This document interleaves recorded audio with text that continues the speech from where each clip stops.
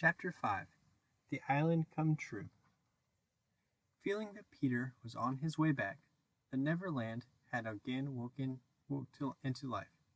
We ought to use the pluperfect and say wakened, but woke is better and was always used by Peter.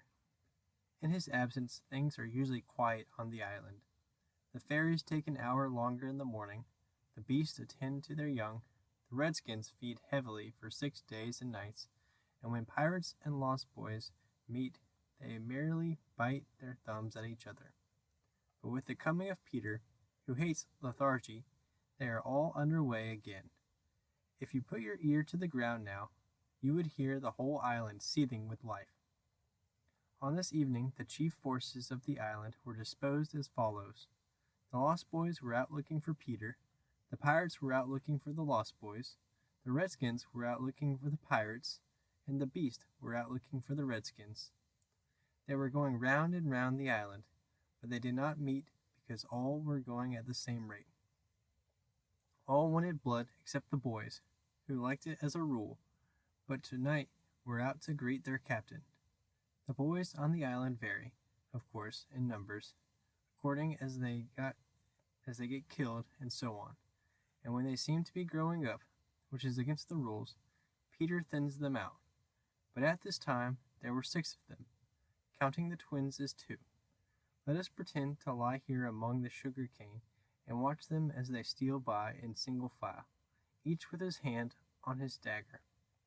They are forbidden by Peter to look in the least like him, and they wear the skins of bears slain by themselves, in which they are so round and furry that when they fall they roll. They have therefore become very sure-footed.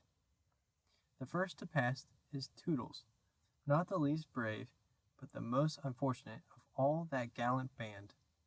He had been in fewer adventures than any of them, because the big things constantly happened just when he had stepped round the corner. All would be quiet.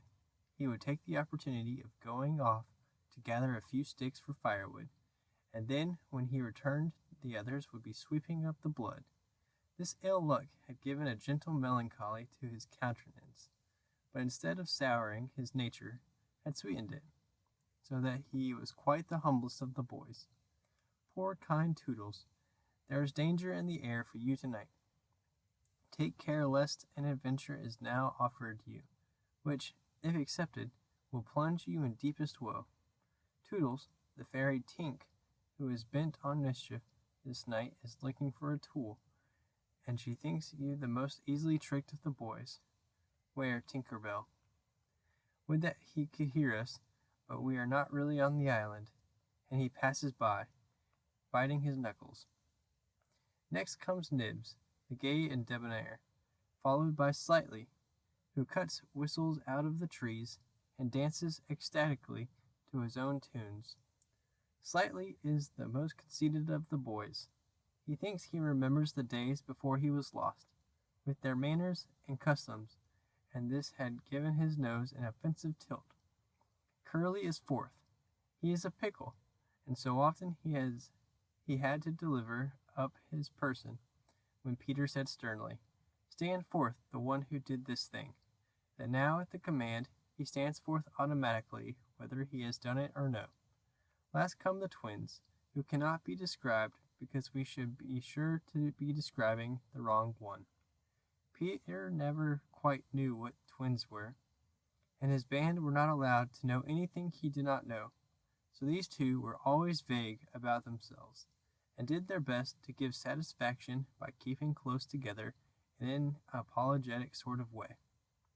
The boys vanished in the gloom, and after a pause, but not a long pause, for things go briskly on the island, come the pirates on their track. We hear them before they are seen, and it is always the same dreadful song. Avast, belay, yo-ho, heave to, a-pirating we go, and if we're parted by a shot, we're sure to meet below. A more villainous-looking lot never hung in a row on execution dock. Here, a little in advance, ever and again, with his head to the ground listening, his great arms bare, pieces of 8 in his ears as ornaments, is the handsome Italian Cecco, who cut his name in letters of blood on the back of the governor of the prison at Gao.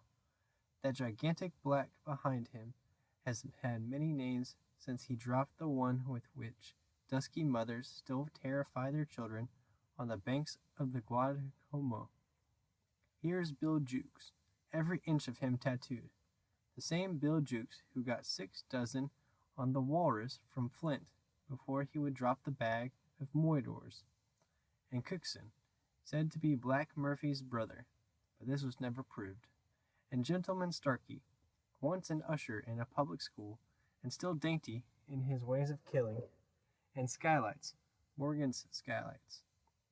And the Irish bosun, Smee, an oddly genial man who stabbed, so to speak, without offense, and was the only nonconformist in Hook's crew.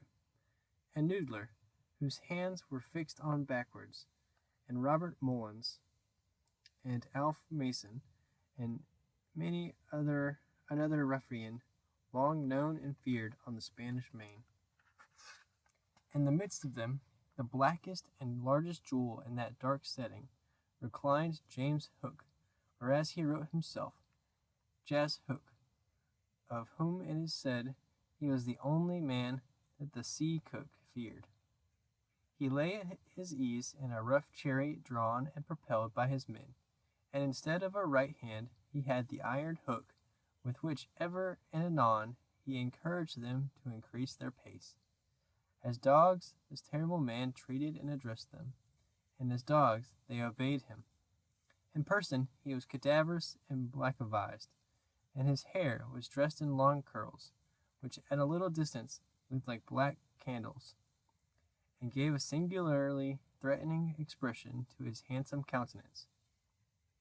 His eyes were of the blue of the forget-me-not, and of a profound melancholy, save when he was plunging his hook into you, at which time 2 red spots appeared in them and lit them up horribly. In manner, something of the grand seigneur still clung to him, so that he even ripped you up with an air. And I have been told that he was a raconteur of repute. He was never more sinister than when he was most polite, which is probably the truest test of breeding, and the elegance of his diction, even when he was swearing, no less than the distinction of his demeanor, showed him one of a different cast from his crew. A man of indomitable courage, it was said of him that the only thing he shied at was the sight of his own blood, which was thick and of an unusual color. In dress he somewhat aped the attire associated with the name of Charles II, having heard it said in some earlier period of his career that he bore a strange resemblance to the ill-fated Stuarts. And in his mouth he had a holder of his own contrivance, which enabled him to smoke 2 cigars at once. But undoubtedly the grimmest part of him was his iron claw. Let us now kill a pirate, to show Hook's method. Skylights will do. As they pass, Skylights lurches clumsily against him, ruffling his lace collar. The hook shoots forth. There is a tearing sound and one screech. Then the body is kicked aside, and the pirates pass on. He has not even taken the cigars from his mouth. Such is the terrible man against whom Peter Pan is pitted. Which will win? On the trail of the pirates, stealing noiselessly down the warpath, which is not visible to inexperienced eyes, come the redskins, every one of them with his eyes peeled. They carry tomahawks and knives, and their naked bodies gleam with paint and oil. Strung around them are scalps, of boys as well as of pirates, for these are the Pickaninny tribe, and not to be confused with the softer-hearted Delawares or the Hurons. In the van, on all fours, is great big little Panther, a brave of so many scalps that in his present position they somewhat impede his progress. Bringing up the rear, the place of greatest danger, comes Tiger Lily, proudly erect, a princess in her own right. She is the most beautiful of dusky Dianas, and the belle of the Pickaninnies, coquettish, cold and amorous by turns. There is not a brave who would not have the wayward thing to wife, but she staves off the altar with a hatchet. Observe how they pass over fallen twigs without making the slightest noise. The only sound to be heard is their somewhat heavy breathing. The fact is that they are all a little fat just now after the heavy gorging, but in time they will work this off. For the moment, however, it constitutes their chief danger. The redskins disappear as they have come like shadows, and soon their place is taken by the beasts, a great and motley procession. Lions, tigers, bears, and the innumerable smaller savage things that flee from them. For every kind of beast, and more particularly all the man-eaters, live cheek by jowl on the favored island. Their tongues are hanging out. They are hungry tonight. When they have passed, comes the last figure of all, a gigantic crocodile. We shall see for whom she is looking presently. The crocodile passes, but soon the boys appear again, for the procession must continue indefinitely until one of the parties stops or changes its pace. Then quickly they will be on top of each other. All are keeping a sharp lookout in front, but none suspects that the danger may be creeping up from behind. This shows how real the island was. The first to fall out of the moving circle was the boys. They flung themselves down on the sward, close to their underground home. I do wish Peter would come back, every one of them said nervously, though in height, and still more in breadth, they were all larger than their captain. I am the only one who is not afraid of the pirates, Slightly said, in the tone that prevented his being a general favorite, but perhaps some distant sound disturbed him, for he added hastily, "But I wish he would come back, and tell us whether he has heard anything more about Cinderella." They talked of Cinderella, and Toodles was confident that his mother must have been very like her. It was only in Peter's absence that they could speak of mothers, the subject being forbidden by him as silly. "All I remember about my mother," Nibs told them, "is that she often said to father, 'Oh, how I wish I had a checkbook of my own.' I don't know what a checkbook is, but I should just love to give my mother one." While they talked, they heard a distant sound. You or I, not being wild things of the woods, would have heard nothing, but they heard it. It was the grim song, yo ho, the pirate life, the flag of skull and bones, a merry hour, a hempen rope, and hey for Davy Jones. And once the Lost Boys, but where are they? They are no longer there. Rabbits could not have disappeared more quickly. I will tell you where they are. With the exception of Nibs, who has darted away to reconnoiter, they are already in their home under the ground, a very delightful residence, of which we shall see a good deal presently. But how have they reached it?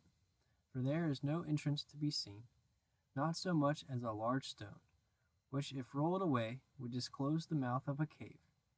Look closely, however, and you may note that there are here 7 large trees, each with a hole in its hollow trunk as large as a boy. These are the 7 entrances to the home under the ground, for which Hook has been searching in vain these many moons. Will he find it tonight?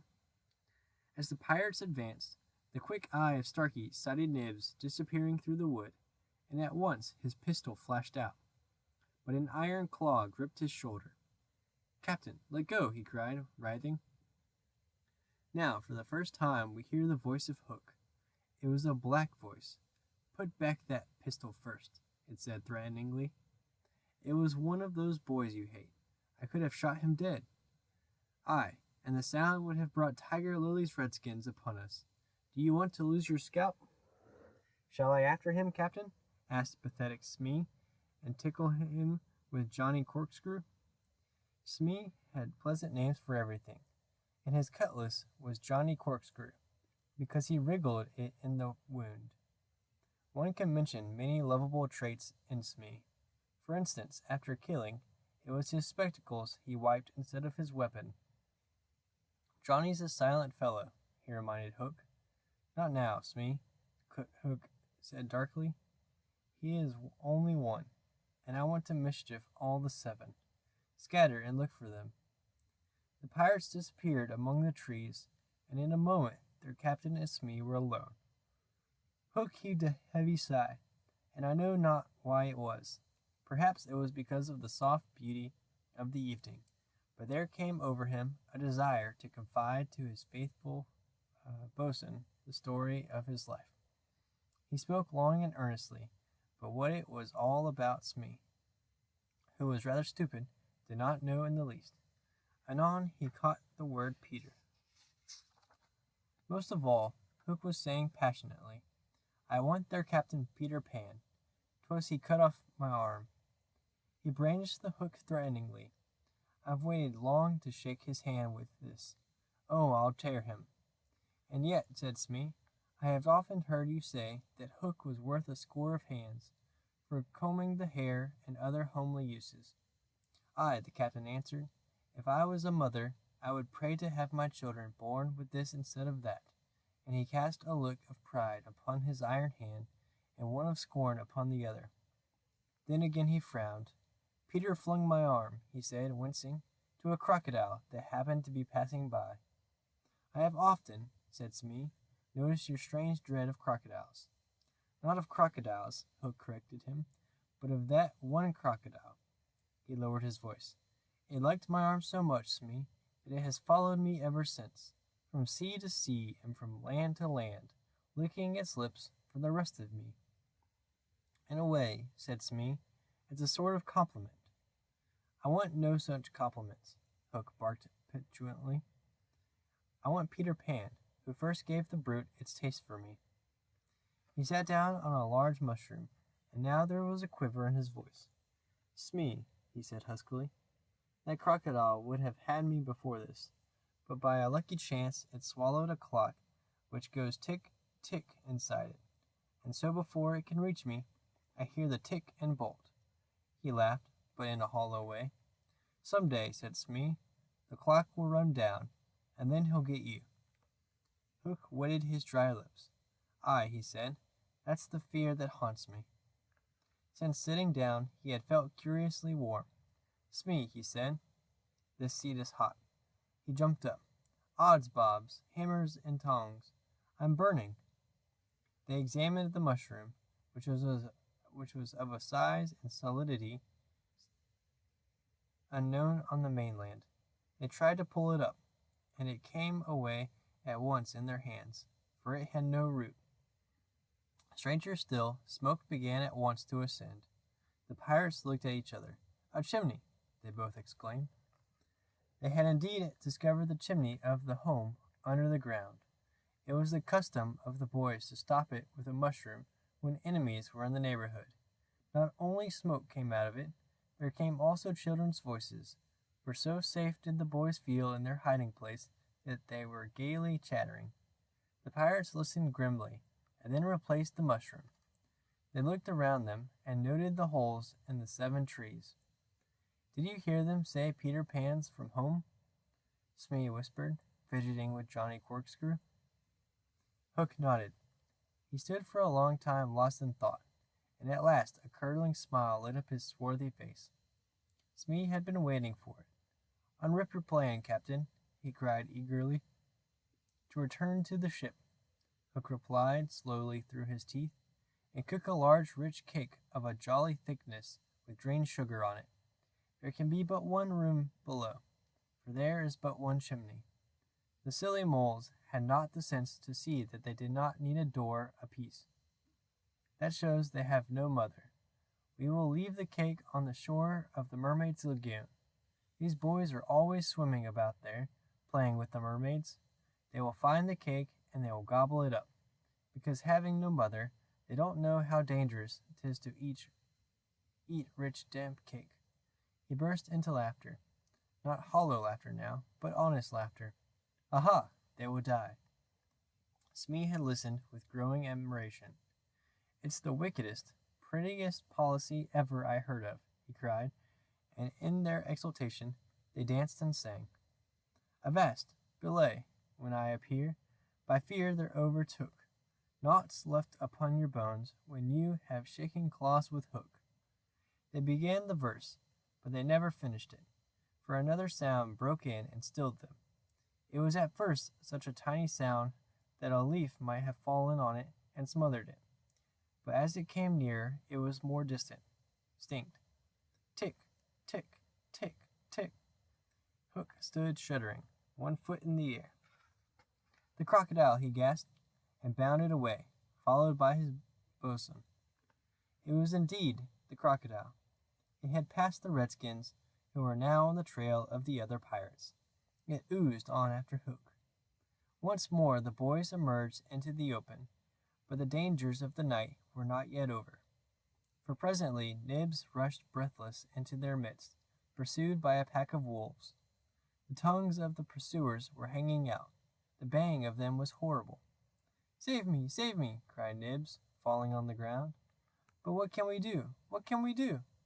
It was a high compliment to Peter that at that dire moment their thoughts turned to him.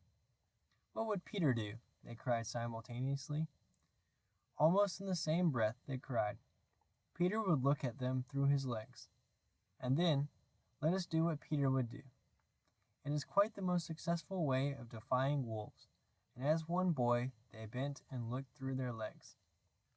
The next moment is the long one, but victory came quickly, for as the boys advanced upon them in this terrible attitude, the wolves dropped their tails and fled. Now Nibs rose from the ground, and the others thought that his staring eyes still saw the wolves, but it was not the wolves he saw. I have seen a wonderfuler thing, he cried as they gathered round him eagerly. A great white bird. It is flying this way. What kind of a bird do you think? I don't know, Nibs said, awestruck, but it looks so weary, and as it flies, it moans. Poor Windy. Poor Windy? I remember, said Slightly instantly. There are birds called windies. See, it comes, cried Curly, pointing to Windy in the heavens. Windy was now almost overheard, and they could hear her plaintive cry. But more distinct came the shrill voice of Tinker Bell. The jealous fairy had now cast off all disguise of friendship, and was darting at her victim from every direction, pinching savagely each time she touched. Hello, Tink, cried the wondering boys. Tink's reply rang out. Peter wants you to shoot the Windy. It was not in their nature to question when Peter ordered. Let us do what Peter wishes, cried the simple boys. Quick, bows and arrows. All but Toodles popped down their trees. He had a bow and arrow with him, and Tink noted it, and rubbed her little hands. Quick, Toodles, quick, she screamed. Peter will be so pleased. Toodles excitedly fitted the arrow to his bow. Out of the way, Tink, he shouted, and then he fired, and Windy fluttered to the ground with an arrow in her breast.